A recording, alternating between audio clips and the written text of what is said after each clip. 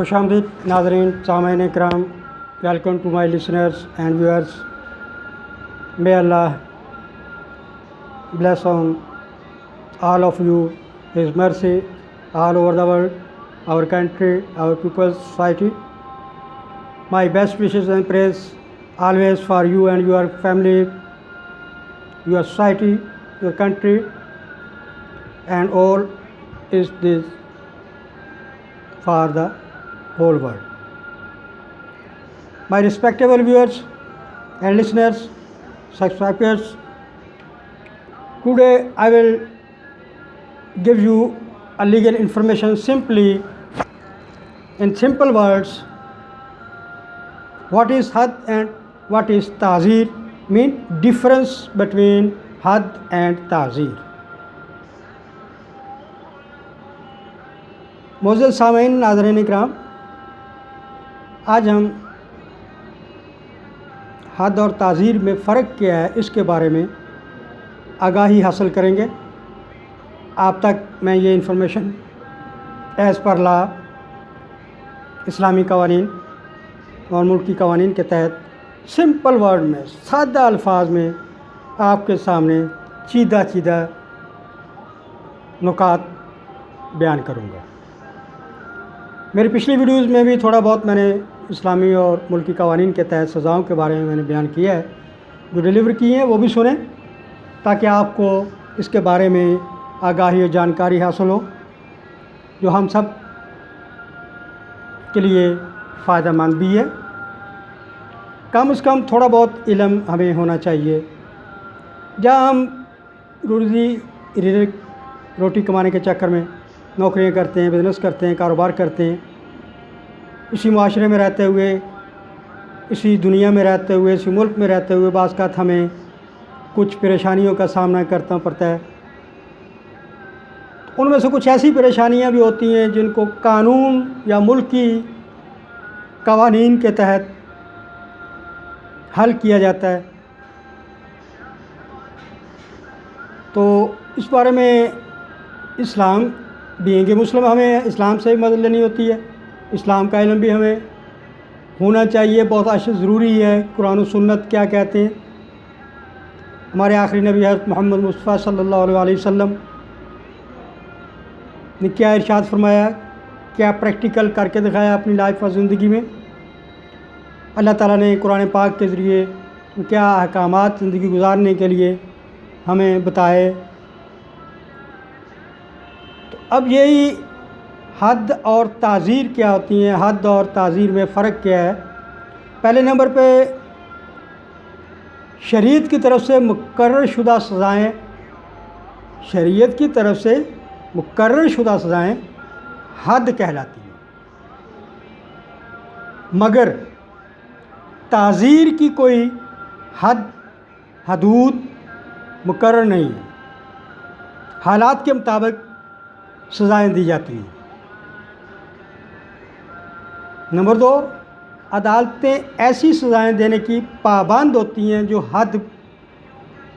शरीयत की तरफ से हद मुकर्रर की है उसके तहत, मगर ताज़ीर की सज़ा, ताज़ीर की सूरत में अदालतों पर इस किस्म की पाबंदी नहीं है।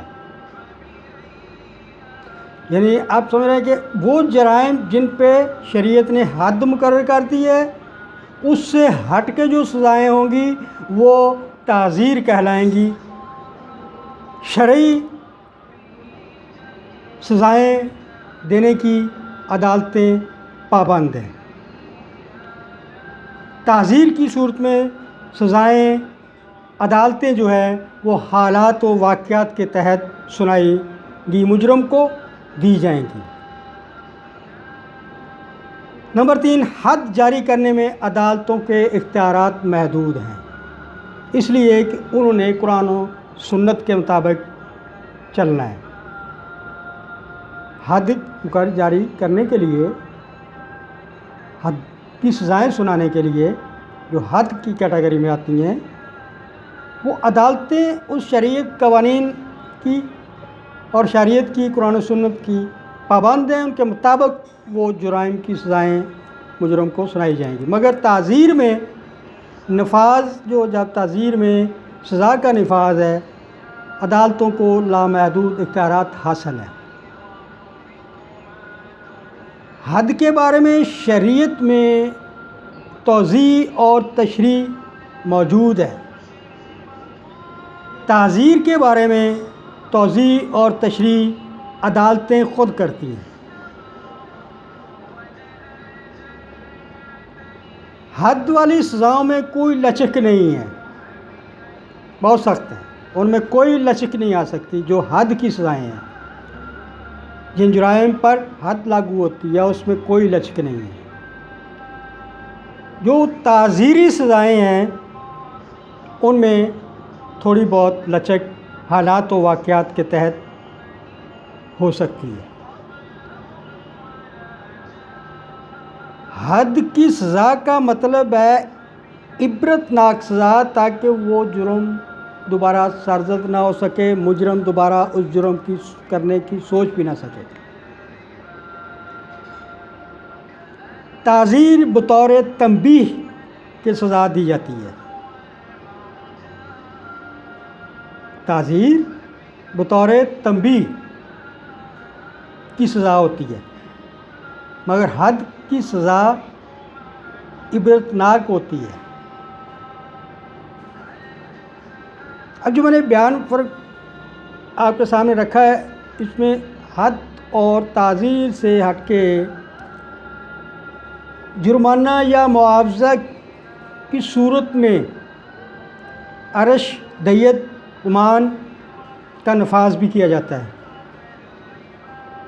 جن کا بنیادی مقصد مقتول کے وارثان کی مالی تسلی یا تشفی ہوتا ہے، کیونکہ ان کو نقصان ہوا ہے۔ معاوضوں کا کسی ایک نام سے فیصلوں میں تعین یا نفاذ اسلامی فوجداری قوانین کا حصہ ہے۔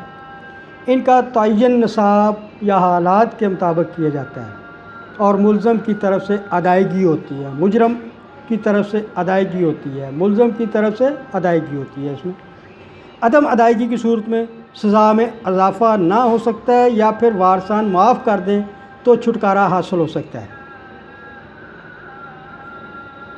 معاشرہ میں امن و امان قائم رکھنے کے لیے سزاؤں کا نفاذ ہر دور میں ضروری رہا ہے۔ اسلام میں چند سزاؤں کی حدود شریعت نے مقرر کر دی ہیں، جبکہ چند سزائیں عدالت کی صوابدید پر یا کسی موضوع قانون کی روح سے جرم کی نوعیت، معیار اور شدت کے مطابق دی جاتی ہے، جن کو ہم تعزیر بھی کہہ سکتے ہیں۔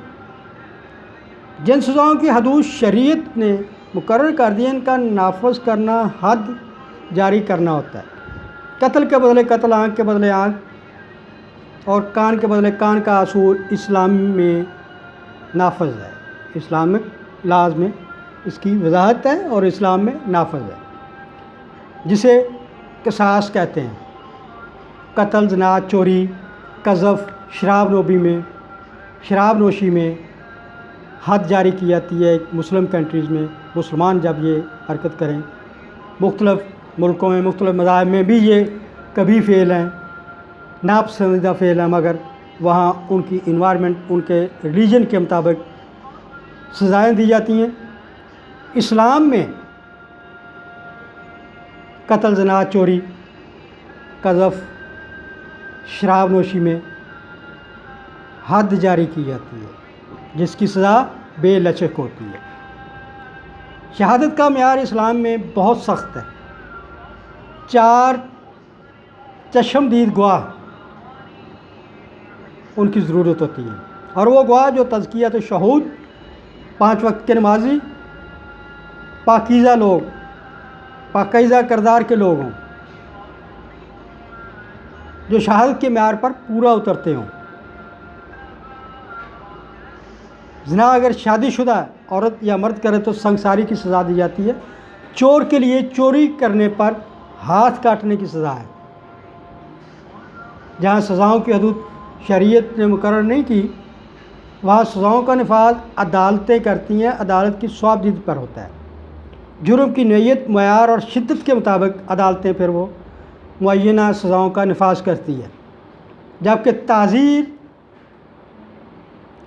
حد سے ہٹ کر دیگر سزاؤں کا نام۔ قصاص کے قانون میں متاثرہ فریق اگر معاوضہ حاصل کرے تو عدالت کا مجرم